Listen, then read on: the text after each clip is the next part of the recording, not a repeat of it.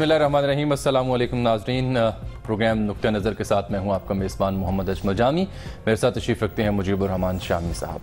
Panama JIT آج بھی زیر بحث رہے گی. حسین نواز صاحب آج پیش ہوئے, کل مریم بی بی اور چیئرمین نیب کو طلب کیا گیا ہے, اور یہ بھی اطلاع ہے کہ 2 اراکین جو ہیں JIT کے وہ دوحہ قطر پہنچے ہیں, جہاں وہ قطری شہزادے کا بیان بھی ریکارڈ کریں گے.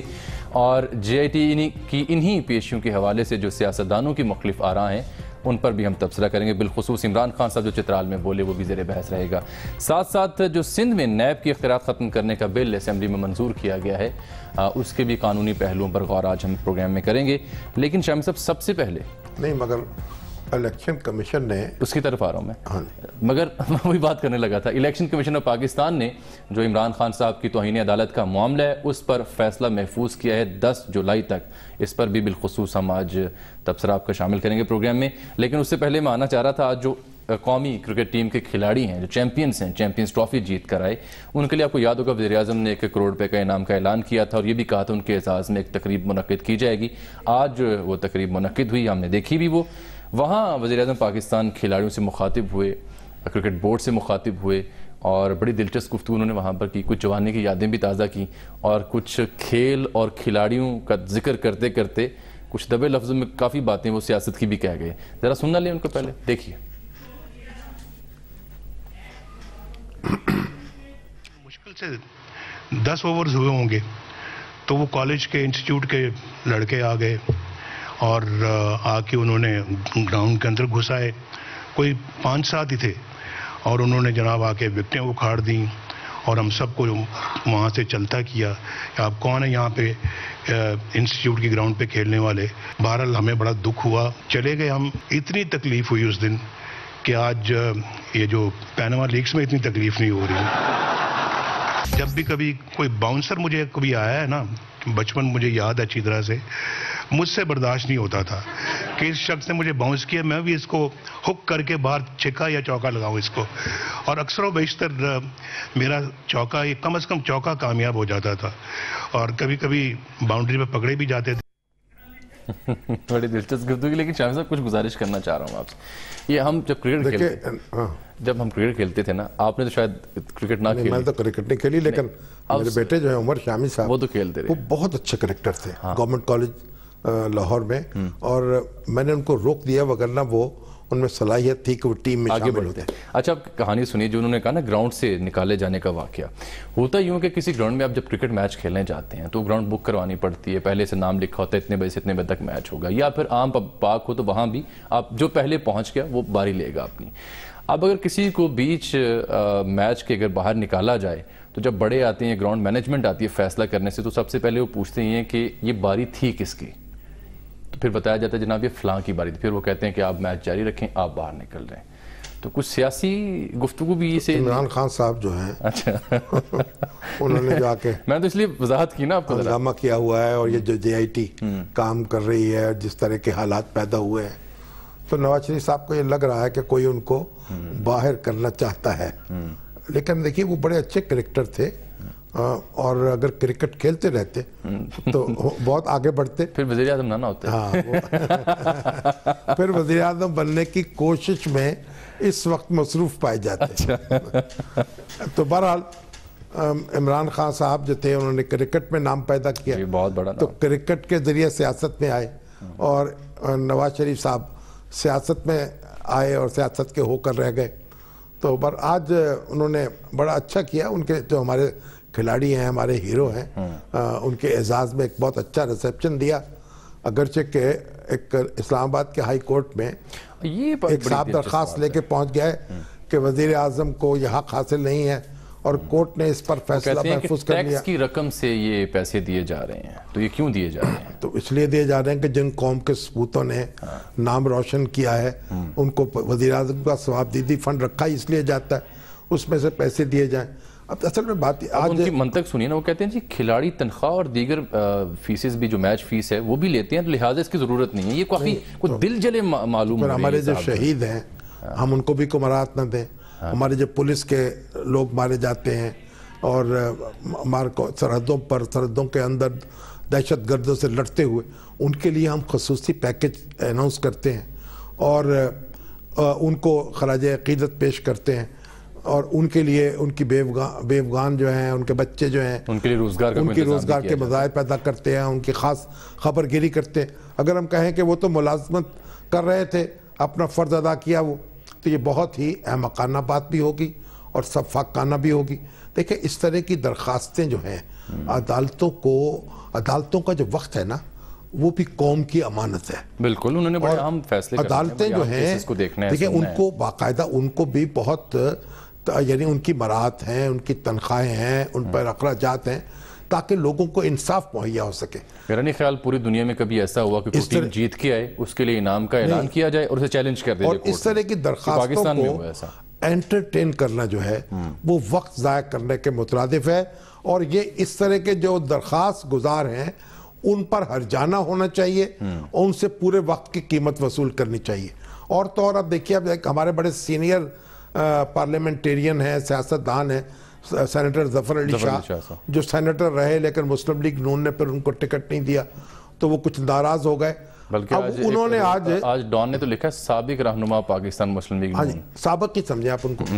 اب وہ تو سپریم کورٹ پہنچے ہیں کہ ریمنڈ ڈیوس کا جو معاملہ ہے اس کے جو ذمہ داران ہیں ان کو تا عمر نااہل قرار دیا جائے. اب یہ بعد از مرگ واویلا اس طرح کی درخواستیں جو ہیں ان کا کوئی مصرف نہیں ہے، کوئی نتیجہ نہیں ہے، وقت ضائع کرنا ہے اور قوم کے اعصاب کو متاثر کرنا ہے. جو فیصلہ قوم کے سارے اداروں نے مل بیٹھ کے کیا، آپ اس پر تنقید کر سکتے ہیں لیکن اس پہ آپ کیا اور کرتے. اور یہ سیاستدان بھی اور ہماری افواج پاکستان بھی اور ہماری عدلیہ بھی، تو جو معاملہ ہو چکا ہے اس پر وہ شجاعت حسین صاحب کے بقول مٹی ڈال دینی چاہیے اور یہ ہمارے سر پہ نہیں ڈالنی چاہیے بار بار. اور ظفر علی اور یہ جو عدالتوں کو چاہیے کہ اس طرح کی درخواستیں جو ہیں ان سے ہرجانہ وصول کریں ان کا دائر کرنے والوں سے، اور اپنا وقت جو ہے لوگوں کو انصاف دینے میں لگائیں. یہ فرقہ پرست مولوی جو ہیں ان کی طرح جھگڑے پیدا کر کے وقت ضائع نہ کیا جائے. آج ویسے سیٹی صاحب نے خوشخبری سنائی کہ ورلڈ 11 جو ہے انٹرنیشنل مختلف جو کھلاڑی ان پہ بنی ٹیم وہ ستمبر میں پاکستان آئے گی. یہ بڑی اچھی بات ہے. اور سرفراز جو کپتان ہے ان کو تینوں فارمیٹس یعنی T20 ون ڈے اور آج ٹیسٹ ٹیم کا بھی کپتان بنا دیا گیا ہے. یہ بھی کرکٹ کے لیے اچھی خبر ہے. بہرحال آج حسین نواز صاحب کی جی چھٹی پیشی ہوئی ہے JIT. اصل میں بات ہماری بھی اور ہے نا، وہ کیا کہ حسن نظر کی آبرو صنعت برہمن سے ہے. اچھا، جس کو صنم بنا لیا اس کو خدا بنا لیا. جو ایک دفعہ پسند آ جاتا ہے پھر بس اس کے اوپر یہ بیچارہ ایک آدھا میچ ہار گیا پھر اس کے اوپر وہ پنجابی محاورے میں ڈلتے چلے جاتے ہیں. اور اگر کوئی ایک آدھ اس سے کوتاہی ہو جائے تو پھر اس کے پیچھے پڑ جاتے ہیں. تو اللہ تعالیٰ سرفراز کو سرفراز رکھے اور ان کی حفاظت کرے. بڑی اچھی انہوں نے خود نعت شریف پڑھی اس تقریب. نہیں، وہ نعت بڑے اچھا، وہ قرات ان کی بہت اچھی ہے. نعت پڑھتے ہیں، نیک بچے ہیں جو اس وقت ہماری ٹیم کے نیک بچے ہیں، اللہ کے حضور جھکتے ہیں، اس سے طلب کرتے ہیں استعانت اور مدد طلب کرتے ہیں اور اللہ تعالیٰ ان کا سایہ ان کے سر پر ہے، ان کی رحمت کا. سر حسین نواز صاحب کی پیشی کا ذکر ہم کریں گے لیکن پہلے یہ آج ہم نے دیکھا کہ جو 2 رکنی ٹیم ہے JIT کے 2 اراکین ہیں وہ پہنچے ہیں قطر دوحہ اور اطلاع ہے کہ وہ وہاں پر قطری شہزادے کا بیان ریکارڈ کریں کیونکہ خود آنے سے تو نمازت کر لی. لیکن ہمارے نمائندے جو عدید وڑائے صاحب ہیں وہ کچھ اور سنا رہے ہیں ہمیں. تو وہ کہتے ہیں کہ وہ دبئی گئے ہیں، ساتھ ہی لائن پہ، اور دبئی سے وہ جا نہیں سکتے دوحہ کیونکہ راستے بند ہیں. تو بات یہ ہے کہ کس کا یقین کیجئے، کس کا یقینہ کیجئے، لائے ہیں بزم یار سے لوگ خبر الگ الگ. عدیل یہ آپ کے پاس کیا ثبوت ہے اس بات کا؟ بات کیا ثبوت ہے، یہ کل معلوم ہو جائے گا. ہے اچھا، جو یہ شو کرتا ہے کہ EK 615 جو ایمریٹس ایئر لائن کی پرواز ہے 5:20 پہ آج صبح دبئی پہنچی ہے اور وہی ٹکٹ جو ہے یہ شو کرتی ہے کہ EK 612 یعنی جو واپسی کی پرواز ہے اس پر دونوں ارکان جو ہیں عرفان نعیم منگی صاحب ہیں اور بریگیڈیئر کامران صاحب ہیں، ان کے نام سے یہ بکنگ ہے اور یہ فلائٹ صبح 7:30 بجے اسلام آباد پہنچے گی. 1 دن کا ان کا وہاں پر سٹے ہے اور ہمارے ذرائع نے یہ بتایا ہے کہ جو شریف خاندان کی منی ٹریل کا نقطۂ آغاز ہے یعنی گلف سٹیل مل سے متعلق جو جس کا سپریم کورٹ کے جو آپریٹو پیراگرافز ہیں اس میں بھی ذکر ہے، تو اس کی بہت سی چیزیں ہیں جن کی ویریفیکیشن کی ضرورت تھی اور کچھ حکام کو ملنا تھا وہاں پر. تو JIT کے دونوں ارکان جو ہے دبئی میں موجود ہیں ایک دن کا یہ مختصر ان کا دورہ ہے. تو اس حوالے سے کچھ قیاس رائیاں ہو رہی تھی کہ ٹیم قطر شاید جا رہی ہے. تو اس حوالے سے بھی جو ذرائع ہیں ان کا یہ کہنا ہے چونکہ یہ اس لیے پاسبل نظر نہیں آتا کیونکہ جو دبئی اور دوحہ کے جو زمینی اور بحری بری راستے ہیں یہ بند ہیں. تو کس طرح اس روٹ کے ذریعے قطر جایا جا سکتا ہے؟ ٹھیک ہے، یہ بات قابل غور. آپ میرے ساتھ رہیں گے، آپ سے ایک اور موضوع پہ بات کرنی ہے.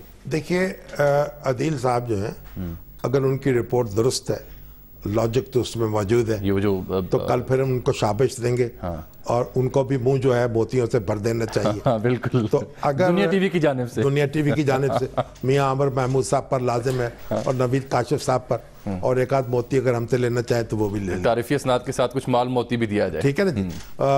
لیکن دیکھیے اصل بات یہ ہے کہ اگر جو قطر کے شہزادے ہیں حماد بن جاسم، اگر ان کا بیان ریکارڈ نہیں ہوگا تو یہ انتہائی شدید جھول رہ جائے گا. پھر جو بھی فیصلہ آپ کریں لوگوں کی نظر میں یہ معتبر نہیں ہوگا. آصف کرمانی بھی بار بار یہ بات اور کیونکہ دیکھیے پہلے آپ نے یہ مثال قائم کی ہے عدالتوں نے پاکستان کی. یہ کمیشن جو میمو کمیشن تھا اس نے اس کا وہ کیا نام تھا ان کا، منصور اجاز کا بیان لینے کے لیے اس سے رابطے کے لیے پہلے تو ٹیم گئی تھی وہاں، پھر اس کا بیان لیا گیا، ویڈیو لنک پہ لیا گیا تھا. ویڈیو لنک پہ. تو اس لیے یہ، اور اس کورٹ ہے بعض بار اس کی اجازت دے رہی ہے، تو اگر ان کا بیان نہیں لیا جائے گا تو اس کا مطلب یہ تھا ایک اہم کڑی جو ہے مس ہو گئی. جو دفاع ہے اور جو اپنی کہانی انہوں نے شریف فیملی نے بیان کی ہے، اور اس کو جب آپ نے مس کر دیا اور اس کے بعد آپ نے کوئی ورڈکٹ دے بھی دیا تو اسے یک طرفہ سمجھا جائے گا اور پاکستان کے عوام جو ہیں اسے اٹھا کر ردی کی ٹوکری میں پھینک دیں گے. اور یہ شریف فیملی کو بھی اور نواز شریف صاحب کو بھی ایک بہت بڑا ہتھیار جو ہے وہ ہاتھ آ جائے گا. اس لیے یہ لازم ہے کہ ان کا بیان لیا جائے، اور اگر ان کا بیان نہیں لیا جاتا، خاص سپریم کورٹ اس کی کوئی رائے دے دے اس کے بارے میں یا کچھ چھوٹ دے دے، یا جے آئی ٹی جو بھی بہانہ بنا لے، عوام کی عدالت میں یہ بات نہیں چلے گی. بالکل ٹھیک. اچھا جی، اب ایک عدالت الیکشن کمیشن کی بھی ہے، وہاں پر عمران خان صاحب کے خلاف توہین عدالت کا مقدمہ ہے، اور اب 10 جولائی تک فیصلہ محفوظ کر لیا گیا. عمران خان صاحب تو نہیں آئے، البتہ نئے وکیل ان کے آج پیش ہوئے ہیں. پہلے تو دیکھیے آپ سن لیجئے، وہ وکیل جو ہیں یہ مقدمہ جو ہے انہوں نے الیکشن کمیشن کے بارے میں بڑے توہین آمیز ریمارکس دیے تھے. جو ان کے جو مقدمہ چل رہا ہے پی ٹی آئی کے الیکشن فنڈ کا جو اس نے بیرون ملک سے اکٹھا کیا، اکبر ایس بابر صاحب کی درخواست پر، اب اس پر پھر توہین عدالت کی درخواست دائر ہوئی. ان کے وکیلوں کو بار بار نوٹس دیا گیا، بار بار انہوں نے مختلف بہانے بنائے، کوئی ادھوری درخواستیں دائر کی، ادھورے جواب دیے. اور آج بھی ان کے وکیل نے یہ کبھی کہا کہ نتھیا گلی گئے ہوئے ہیں، کبھی کہا چترال گئے ہوئے ہیں، دروش میں. آج بھی کہا جی ہم نیا وکیل ہم نے مقرر کر لیا ہے. اس کا وکالت نامہ بھی نہیں تھا بابر اعوان کا، کہ وہ بابر اعوان صاحب کا وکالت نامہ داخل ہو جاتا. وکالت نامہ نہیں تھا اور وہ درخواست نہیں تھی، جواب نہیں تھا. تو عدالت نے جب بار بار موقع دیا، آج ان کا جواب دینے کا حق ختم کر دیا اور کہا ہم 10 جولائی کو یہ فیصلہ سنائیں گے. یعنی یہ 10 جولائی کو جے آئی ٹی کی رپورٹ جائے گی، 10 جولائی کو یہ بھی جائے گا. میں حیرت میں مبتلا ہوں کہ عمران خان صاحب ایک طرف تو بار بار عدالتوں کی توقیر کی بات کرتے ہیں، دروازے کھٹکھٹاتے ہیں ان کے، اپنے مخالفوں کے خلاف وہاں سے ورڈکٹ لینا چاہتے ہیں، اور خود وہ اور ان کے وکلاء اس طرح کیسے مقدمہ لڑ رہے ہیں اور کیسے عدالتوں کو نظر انداز کر رہے ہیں، کیسے الیکشن کمیشن کے سامنے پیش ہونے سے انکاری ہیں. یہ انتہائی عجیب، اور یعنی اب میں مذمت کے لیے مجھے الفاظ نہیں ملتے، یا یہ کہہ لیجئے اس پر افزارِ افسوس کے لیے الفاظ نہیں ملتے. تو اب عدیل صاحب ہیں، وہ آج انہوں نے اس معاملے کو کچھ معلوم کریں کیا منظر تھا. آپ شامی صاحب نے وضاحت تو کر دی اور تفصیلی اس کا تبصرہ پیش کر دیا، آپ چونکہ خود ان سماعتوں کو سنتے رہے، دیکھتے رہے، آج بھی وہاں موجود تھے، تو آپ کیا ایڈ کرنا چاہیں گے اس معاملے پر؟ جی میں شامی صاحب کی بات کو سیکنڈ کروں گا کہ اس کیس میں ابھی تک 5 وکیل تبدیل ہو چکے ہیں. منصور صاحب، پھر سکلین حیدر صاحب، پھر فواد چودھری صاحب، پھر شاہد گوندل صاحب، اور اب بابر امان صاحب، اور اس میں تقریباً 10 کے قریب سماعتیں ہو چکی ہیں، جس میں ہر سماعت میں یہی بہانہ بنایا جاتا رہا ہے، کبھی وکیل تبدیل کر دیا جاتا ہے، کبھی یہ کہا جاتا ہے کہ عمران خان صاحب جو ہیں یہ مکھیا گلی میں ہیں، آج یہ کہا گیا کہ جی وہ دوسرے شہر میں ہیں، تو آج چیف الیکشن کمشنر صاحب نے کہا کہ کبھی وہ نتھیا گلی ہوتے ہیں، کبھی چترال ہوتے ہیں، تو جس پر ان کے جو وکیل ان کے جو وکیل شاہد گوندل صاحب ہیں، انہوں نے کہا کہ جی وہ ایک قومی لیڈر ہیں، تو چیف الیکشن کمشنر نے کہا کہ یہ ایک قومی ادارہ ہے، اگر وہ قومی لیڈر ہے تو ایک قومی ادارہ ہے، آپ قومی ادارے کا جو نوٹس ہے اس کا جواب ہی نہیں دے رہے، تو اب ان کا وہ جو سماعت کا جو ان کو ایک رائٹ دیا تھا جواب کا حق تھا، وہ بھی تقریباً ختم ہو گیا، تقریباً نہیں یقیناً ختم ہو گیا، کیونکہ فیصلہ محفوظ ہو گیا نا جی۔ تو اس کیس کو 10 جولائی کو کنکلوڈ کر دیا جائے گا اور الیکشن کمیشن اس پہ اپنا فیصلہ سنائے گا، اور آج بھی وکالت نامہ پیش نہیں کیا گیا، صرف یہ بتایا گیا جی وکیل تبدیل ہو گئے ہیں، اس سے پہلے بتایا گیا جی عمران خان نتھیا گلی میں ہے رمضان میں۔ بہت شکریہ عادل بڑائی صاحب آپ کا۔ اس سے زیادہ توہین آمیز سلوک کسی عدالتی ادارے کا ہو نہیں سکتا اس کے ساتھ جو عمران خان صاحب نے کیا ہے، یعنی اچ عدالت میں ہوں، یعنی ادارے جو ہیں اس بات کے پابند نہیں ہیں، عدالت کے سامنے آپ کو ہر حالت میں پیش ہونا پڑتا۔ وزیر اعظم کی طرف سے کہا جائے آپ کو کہ میں جناب دورے پہ جا رہا ہوں، ان کے داماد نے کہا میں عمرہ کرنے جا رہا ہوں، جے آئی ٹی نے کہا، اور عمران خان صاحب جو یہ ان کی یہ پلی مسترد کی تھی جے آئی ٹی نے، ہاں جی، جو اپنی مثال پیش کر رہے ہیں یہ بہت افسوسناک ہے۔ ان کو تو ہر عدالت میں پیش ہونا چاہیے تھا، ہر جگہ اپنا موقف پیش کرنا چاہیے تھا، یہ ناقابل معافی صورتحال ہے۔ کان پہنچیے، یہ توہین عدالت پہ بڑی سے بڑی سزا کیا ہو سکتی ہے ویسے؟ نہیں، بڑی اصل میں بات تو یہ ہے کہ جو توہین عدالت کی سزا ہے وہ تو 6 مہینے کی قید ہے شاید، لیکن اگر آپ کو 1 دن کا بھی جرمانہ ہو جائے، یوسف رضا گیلانی صاحب کو تو قید نہیں ہوئی تھی، ایک تا برخاست عدالت بھی اگر سزا ہو جائے، 10 روپے جرمانہ بھی ہو جائے تو وہ توہین کے تو توہین ہے، اور آپ کی ممبرشپ اس سے خطرے میں پڑ سکتی ہے۔ یہ کیونکہ الیکشن کمیشن کی توہین ہے تو اس میں سپریم کورٹ میں اپیل کا حق ہوگا ان کے پاس، اور لیکن اگر وہاں بھی سنوائی نہیں ہوتی، اور سپریم کورٹ کو بھی غور کرنا پڑے گا کہ جب بار بار یہ نوٹس کے باوجود حاضر نہیں ہو رہے اور اپنا بیان نہیں دے رہے، وکیل پہ وکیل بدل رہے ہیں، معذرت نہیں کر رہے، تو پھر ان کو رائے دی جائے۔ چلیں ناظرین ایک بریک لیتے ہیں، یہاں پر واپس آتے ہیں تو مزید خبروں پر بات ہوگی۔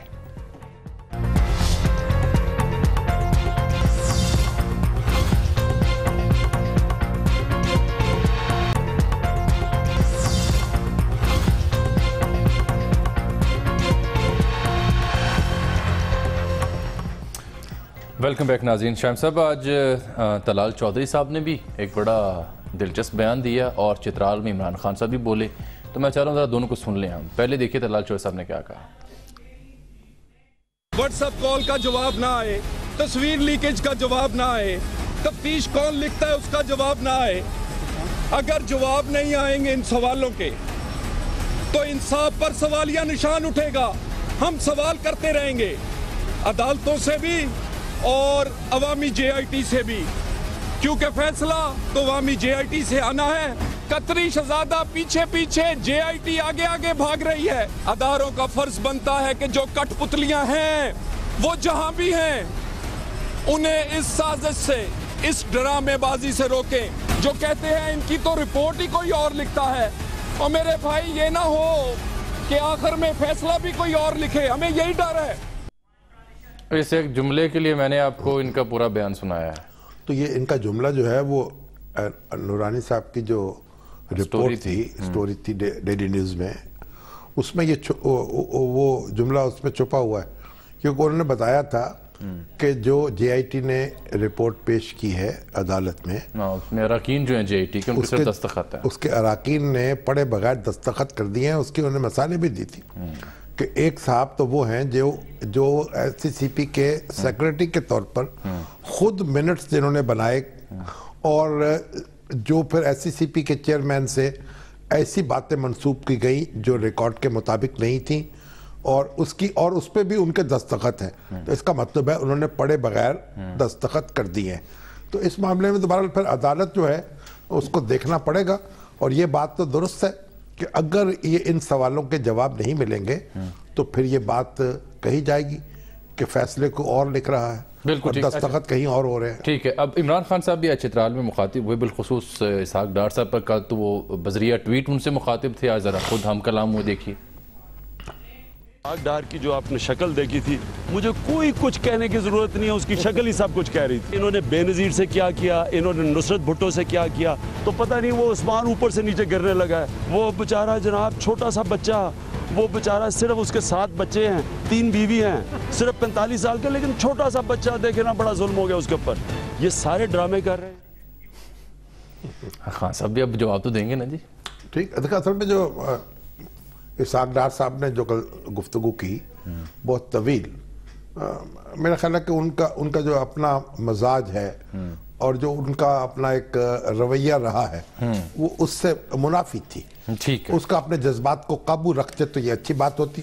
تو عمران خان صاحب جو ان کی گرفت کر رہے ہیں تو وہ بھی بڑی پر لطف ہے، لیکن مناسب بات یہ بھی ہے کہ عمران خان صاحب بھی سے بھی سوال کیا جائے کہ وہ کیوں نہیں پیش ہوئے الیکشن کمیشن کے سامنے، اور کیوں انہوں نے جو توہین عدالت کا نوٹس تھا اس کا مناسب جواب نہیں دیا اور وکیل پہ وکیل بدلا. تو یہ بھی کوئی اچھی مثال قائم نہیں کی عمران خان صاحب نے. ٹھیک ہے. شمس صاحب، نیب دیکھیے یہ مثال تو وہ ہے جو پرویز مشرف صاحب نے قائم کی. پرویز مشرف جس طرح عدالت سے بھاگے ہیں، بلکہ ان کو جس طرح بھگایا گیا ہے. اب یہ دیکھیں نا، اور بھگانے والے کون تھے، اور یہ بھی انہوں نے خود ہی بیان کر دیا ہے. تو یہ سارے واقعات تاریخ میں لکھے جا رہے ہیں، اور تاریخ جو ہے جب وہ چیخ چیخ کر اس کا بیان بھی کرے گی اور اس پر ماتم بھی. چلیں اب سر بات کرنے لگے ہیں، بڑا ہم موضوع کل ہم ڈسکس نہیں کر سکے کہ نیب آرڈیننس جو ہے وہ سندھ اسمبلی میں اس کے خلاف 2017 کا بل نیا لا کے اسے منسوخ کر دیا گیا، اور عددی اعتبار سے اسے منظور کیا گیا. اپوزیشن شور شرابہ کرتی رہی، اور معاملے کو اب وہ عدالت میں لے کے جائیں گے. لیکن اگر نیب آرڈیننس سندھ میں نہیں ہوگا، نیب نہیں ہوگی، اور نیا جو نظام لانا چاہ رہے ہیں وہ پتہ نہیں کب آتا ہے، تو تب تک کیا وہاں پر اندھیر نگری رہے گی؟ نہیں، پہلی بات تو اب یہ سن لیں کہ جو نیب آرڈیننس انہوں نے ختم کیا ہے وہ اس سے ختم نہیں ہوا. یہ بالکل ایسی ہی بات ہے جیسے کراچی کے میئر جو ہیں وہ اپنی کارپوریشن کا اجلاس بلائیں اور اس میں وزیر اعلیٰ سندھ کے اختیارات ختم کریں. اچھا، اور سندھ اسمبلی کو نہ تو کوئی اس کا اختیار حاصل ہے نہ اس کا حق حاصل ہے. نیب اسی طریقے سے کام کرتی رہے گی یا کرتا رہے گا. اور اس کے جو ڈی جی ہیں، کل کامران خان صاحب کے ساتھ انہوں نے گفتگو میں بالکل واضح کر دیا کہ 500 سے زائد معاملات ان کے زیر تفتیش ہیں، اربوں خربوں کے، اور حکومت سندھ کے متعلقین کو کپ کپی چڑھی ہوئی ہے، اور وہ سمجھتے ہیں بس نیب یعنی کرپشن کا حق جو ہے وہ بھی ہم استعمال کریں.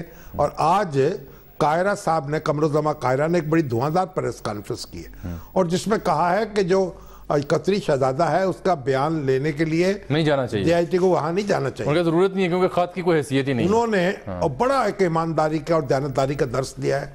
ان کی اپنی حکومت کا یہ حال ہے سندھ میں کہ وہ احتساب کے نام سے گھبراتی ہے، اور وہ اینٹی کرپشن جو ہے وہ ہمارا محکمہ یہ کام کر لے گا. تو بھائی آپ کا اینٹی کرپشن احتساب نیب نے روکا نہیں ہے. ان کا جو اپنا اینٹی کرپشن کا محکمہ، کل کامران خان صاحب پروگرام میں بتا رہے تھے کہ یہ 4 سے 5 مختلف کیسز میں صرف وہ سزائیں دے سکیں، وہ بھی بڑے معمولی سے کیسز تھے، بڑا انہوں نے کارروائی نہیں کی. نیب کا آرڈیننس صوبوں کو روکتا نہیں ہے کہ وہ اپنے اینٹی کرپشن کے محکمے کو آرگنائز نہ کریں. بالکل کریں. اب دیکھیں جو پاکستان، یہ پنجاب کا جو ہے ہمارا اینٹی کرپشن کا محکمہ، اس کو بڑے اچھے طریقے سے منظم کیا گیا، اور اس وقت برگیڈیئر مظفر رانجھا جو ہیں وہ اس کے سربراہ ہیں. انہوں نے نئی روح پھونک دی ہے، اور کئی درجنوں مقدمات میں وہ کارروائی کر چکے ہیں. اور ایک اسی طریقے سے جو خیبر پختونخوا ہے، انہوں نے نہ صرف اپنے اینٹی کرپشن کے محکمے کو باقی رکھا بلکہ ایک اپنا محتسب کا بھی الگ محکمہ قائم کرنے کی کوشش کی، اگرچہ وہ بھی اس طرح فعال نہیں ہو سکا. اور نیب کا اختیار اپنی جگہ موجود ہے. اگر سندھ حکومت اپنی اینٹی کرپشن کے جو معاملات کو بہتر کرنا چاہتی، اسے روکا نہیں کسی نے، مگر وہ کرنا نہیں چاہتی. پہلے انہوں نے سینٹ میں کوشش کی تھی، پیپلز پارٹی نے، وہ ان کا وہاں بل منظور نہیں ہو سکا، ان کا ریزولوشن منظور نہیں ہو سکا. اب یہ کسی نہ کسی طریقے سے اس کو بھی صوبائی خود مختاری کا مسئلہ بنا رہے ہیں. گویا صوبوں میں حکومتیں جو ہیں ان کو حق حاصل ہے کہ وہ کرپشن کریں. اس پہ قانونی اور آئینی رائے کیا ہے وہ جاننے کے لیے ہم نے رابطہ کیا معروف قانوندان بیرسٹر کامران شیخ صاحب سے. السلام علیکم کامران شیخ صاحب. وعلیکم السلام. کامران صاحب یہ بتائیے کہ یہ جو ریزولوشن ہوا ہے سندھ اسمبلی کا یہ آئین کے مطابق اس کے ساتھ کیا سلوک کرنا چاہیں گے آپ؟ شامی صاحب یہ غیر مؤثر ہے. غیر مؤثر ہے جی یہ غیر مؤثر ہے کیونکہ آئین کے آرٹیکل 143 کے تحت صوبہ کوئی ایسا قانون بنا نہیں سکتا یا کسی ایسے قانون کو غیر مؤثر نہیں کر سکتا جو وفاق نے کرمنل لاء کے حوالے سے پہلے سے بنا رکھا ہو یا جو آنے والے دنوں میں بھی اگر وفاق اس پہ لیجسلیشن کر دے تو بھی جو صوبائی قانون ہے یا صوبائی ریزولوشن ہے وہ غیر مؤثر ہو جائے گی. تو آپ یہ بتائیں کہ جب یہ دستور میں واضح طور پر لکھا ہوا ہے اس کے باوجود اگر سندھ اسمبلی یہ قرارداد منظور کرتی ہے اور بلکہ بل پاس کرتی ہے تو اس کی کیا سزا ہونی چاہیے؟ دیکھیں سزا میرے یا آپ کی خواہش کے مطابق نہیں، سزا آئین میں بخود مجوزہ ہونی چاہیے تھی، اب نہیں ہے تو نہیں ہے. تو پھر کیا ہوگا اس کے بعد؟ وفاقی حکومت کو کیا کرنا چاہیے یا شہریوں کو کیا کرنا چاہیے؟ لیکن سر یہ گورنر سندھ کے پاس بھی تو معاملہ جائے گا نا. نہیں اس سے کفر نہیں. اچھا وہ تو دستخط کرنے کے پابند ہوں گے اور اگر نہیں بھی کریں گے تو تب بھی وہ منظور کر لیں گے اس کو. یعنی سندھ کے گورنر کے پاس ایسا اختیار نہیں ہے کہ یہ لیجسلیشن روک دے. کیوں شیخ صاحب؟ جی شامی صاحب وہ روک اس کو کچھ عرصے کے لیے تو شاید اس پہ دستخط نہ کریں یا اس کو واپس بھیج سکیں کہ جی آپ اس کو دوبارہ کنسیڈر کریں، لیکن میرا نہیں خیال وہ اس کو دیر تک روک پائیں گے. میرا یہ خیال ہے کہ ایسی صورتحال میں کوئی بھی شہری، کیونکہ یہ شہریوں کے بنیادی حقوق کا معاملہ ہے. آپ کو یاد ہوگا کہ سپریم کورٹ اسفند یار ولی کیس میں بھی اسی پریٹیکسٹ پہ اس معاملے پہ جورسڈکشن اسیوم کر چکی ہے. پھر این آر او کے کیس میں ڈاکٹر مبشر حسن کے کیس میں بھی اسی پریٹیکسٹ پہ جو ہے وہ جورسڈکشن اسیوم کر چکی ہے.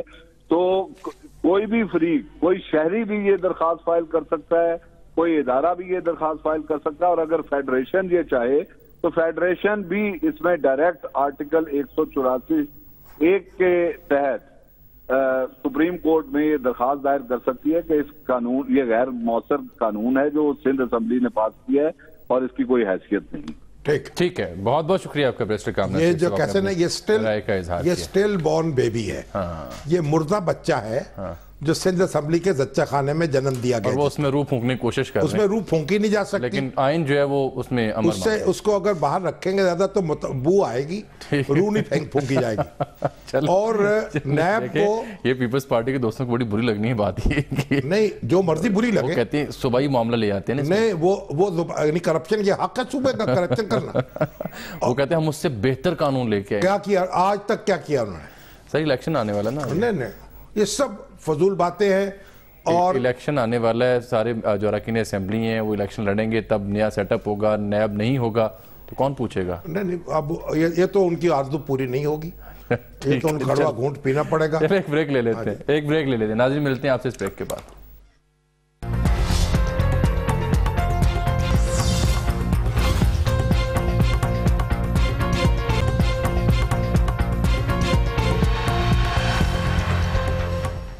ویلکم بیک ناظرین. شام صاحب ابھی محترمہ مریم نواز شریف صاحبہ کے کچھ ٹویٹس ہم نے دیکھے، ان کی ٹائم لائن پر جا کر وہ اپنے والد محترم کا ذکر کر رہی تھیں کہ کل چونکہ میری جے آئی ٹی میں پیشی ہے تو اس حوالے سے انہیں کافی تشویش تھی، کنسرن تھی، لیکن میں نے ان کا حوصلہ ہمت آگے بڑھائی اور کہا کہ آپ نے مجھے ٹرین کیے اور آپ نے مجھے عزم دی ہے تو انشاءاللہ آپ کو لیٹ ڈاؤن نہیں کروں گی، اور نہ ہی کوئی جو معاملہ ہے وہ ان کے عزم کو متزلزل کر سکتا ہے. تو انہوں نے لکھا اپنے چاہنے والوں کو سی یو ٹمارو انشاءاللہ. یعنی مریم نواز جو ہے اس میں کوئی شبہ نہیں کہ ان میں صلاحیتیں پائی جاتی ہیں ایک آگے بڑھنے کی اور لیڈرشپ کی. اور ایک بات اب نواز شریف صاحب کے خلاف ہوں یا ان کے حق میں ہوں، یہ بات تو تسلیم کرنی پڑے گی کہ وہ لوہے کے چنے ہیں جن کو چبانا بہت مشکل ہے. چبایا نہیں جا سکتا. کیونکہ دیکھیے جب پرویز مشرف صاحب نے ٹیک اوور کیا ہے اور ان کا اقتدار ختم ہوا, ان کو ایک سیل میں بند کر دیا گیا, کئی دنوں تک آسمان کی صورت نہیں دیکھ سکے, ہتھکڑیاں لگا دی گئی, اس وقت بھی ان سے اسمبلی ڈیزالو نہیں کرائی جا سکی. جب انہیں کہا گیا کہ آپ اسمبلی کو تحلیل کر دیں, انہوں نے کہا میں اس پہ دستخط نہیں کروں گا.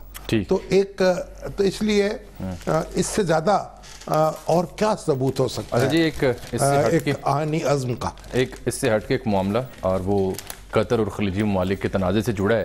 آپ کو یاد ہے جو ڈیمانڈ لسٹ تھی اس میں ایک مطالبہ یہ بھی تھا کہ الجزیرہ پر پابندی عائد کی جائے. خلیجی ممالک نے جو مطالبات کی فہرست پیش کی تھی, ہاں اس میں ایک مطالبہ یہ تھا, اور اس میں یہ تھا, ایک تو یہ تھا نا کہ ایران سے تعلقات ختم کریں, اور پھر یہ جو اڈے ترکی کا اڈا ہے وہاں فوجی ہیں وہ ختم کریں, اور اسی طریقے سے دوسری باتیں تھی. تو اس میں ایک یہ بھی تھا الجزیرہ کو بند کریں, اور جتنے اخوان المسلمین اور دوسرے ان سے رابطے منقطع کریں. تو گلف نیوز جو ہے, گلف نیوز کا قطر کا اخبار ہے, کل کا پرچہ ہمارے ہاتھ میں, کل کا پرچہ ہے, اس نے انہوں نے فل پیج ایک اشتہار چھاپا ہے الجزیرہ کی طرف سے. اس میں الجزیرہ کے حوالے سے ہم سکرین پہ بھی دکھا رہے ہیں, ویسے ناظرین کو دیکھ سکتے ہیں کہ انہوں نے کہا ہے کہ ڈیمانڈ پریس فریڈم. انہوں نے کہا ہے کہ آپ اس کو پڑھیے ذرا, اس میں لکھا ہوا ہے کہ to those who demand that Al Jazeera be shut down and that people's right to the truth be suppressed have demands. ہماری اپنی بھی ڈیمانڈز, ہمارا بھی ان لوگوں سے مطالبہ, اور ہم مطالبہ کرتے ہیں. نہیں اب چھوڑیے, میں ایک مطالبہ تو ایک جرنلسٹوں کو آپ مجرم نہ سمجھیں, مجرموں کی طرح ڈیل نہ کریں, لوگوں کا جاننے کا حق جو ہے اس کو تسلیم کریں, اور باتوں کو چھپانے کی نہیں, ان کو لوگوں تک پہنچائیں, اور یہ ہمارا بھی حق ہے, ہم اس کا مطالبہ کرتے ہیں. اور پھر کہتے ہیں اگر آپ ایسا کریں گے تو صحافیوں کی نوکریوں کیا بنے گا, ان کے چولہے بند ہو جائیں گے, ان کے چولہے بند ہوں گے, لوگ بے روزگار ہوں گے. ویسے آپ مجھے بتائیے کہ یہ جو وہ ڈیمانڈ کر رہے ہیں کہ پریس فریڈم کے نام پر ان کے ساتھ کھڑا ہوا جائے, اور ان پہ جو پابندی کا مطالبہ ہے اسے مسترد کیا جائے. یہ پابندی کا مطالبہ مسترد ہونا چاہیے, اور پریس فریڈم پر یہ حملہ بھی مسترد ہونا چاہیے, اور خلیجی ممالک کو خدا خوفی کرنی چاہیے, کچھ سوچنا چاہیے. وقت ختم ہو گیا, لیکن شریف فاروق صاحب کا ذکر ہم نے کرنا ہے. ٹھیک, ان کے شریف فاروق صاحب جو ہیں, یہ پشاور میں ڈیرا لگایا انہوں نے, اسے مسکن بنایا, برسوں وہی مقیم رہے, اور سینئر ایڈیٹر تھے, سینئر 3 ایڈیٹرز میں شمار ہوتا تھا. 91 سال کی عمر پائی, روزنامہ جہاد شروع کیا, وہاں سے روزنامہ اتحاد شروع کیا, اور پھر آپ دیکھیے نوائے وقت کے لندن میں بیورو چیف رہے, اور ایک عرصے تک نوائے وقت کے ساتھ منسلک رہے, اور مختلف کتابیں لکھی. تحریک پاکستان سے بہت گہری کمٹمنٹ تھی. قائد اعظم پر کتاب لکھی, اور پھر محترمہ فاطمہ جناب پر لکھی, اور 65 کی جنگ پہ لکھی, اور بے تکان لکھا ہے, اور اپنی سوانح حیات بھی لکھی, خود نوشت جو ابھی چھپی نہیں ہے. اللہ ان کے درجات بلند کرے, اور نوجوانوں کو ان کی سی لگن اور جستجو اور محنت جو ہے اس کا مادہ عطا کرے. ناظرین, اسی کے ساتھ آج کے پروگرام وقت یہاں پر ختم ہوتا ہے. اجازت دیجیے, ملاقات ہوگی کل, تب تک کے لیے اللہ حافظ.